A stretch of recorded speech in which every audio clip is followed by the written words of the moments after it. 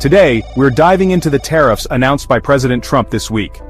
First, we must go back a few years, and remember that during his first term, President Trump also implemented tariffs, a 25% duty on steel in 2018, which created 3,200 American jobs and cut steel imports by a third, according to the International Trade Commission. Although the trade deficit still grew to $678 billion by 2020, it was because of strong domestic demand and a not-so-friendly Chinese response. This time is different. Trump and his economic team, including new Commerce Secretary Howard Lutnick, say nations like China, Mexico and the EU have robbed America for decades through unfair trade deals and job outsourcing. Trump called it the greatest theft in history, and Lutnick didn't mince words either. We've been plundered with unfair tariffs.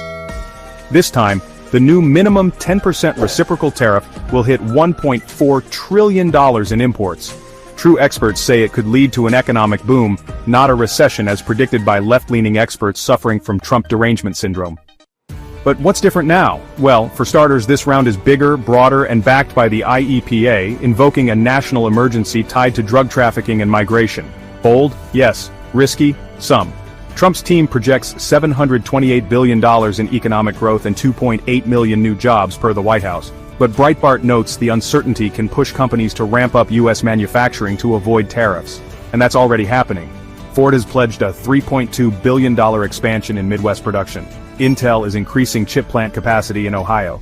Caterpillar announced new investments to reshore supply lines. And a lot more companies and money are coming our way. These moves are risk buffers, key steps in reindustrializing America while stabilizing prices and jobs. Meanwhile, center-left economists like Joseph Stiglitz and Emily G. from the Center for American Progress predict doom, inflation, recession, and probably the collapse of civilization if you ask them loudly enough.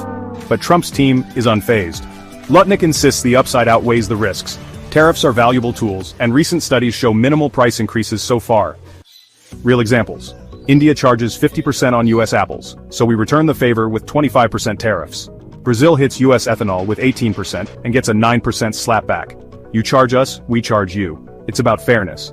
Still, it must be a shock for countries used to America showing up with a checkbook and a smile. It's a big unconventional bet, but early signs suggest a boom may be on the way, and if this doesn't work, Trump has shown flexibility and pragmatism are in his blood, so there is nothing to fear.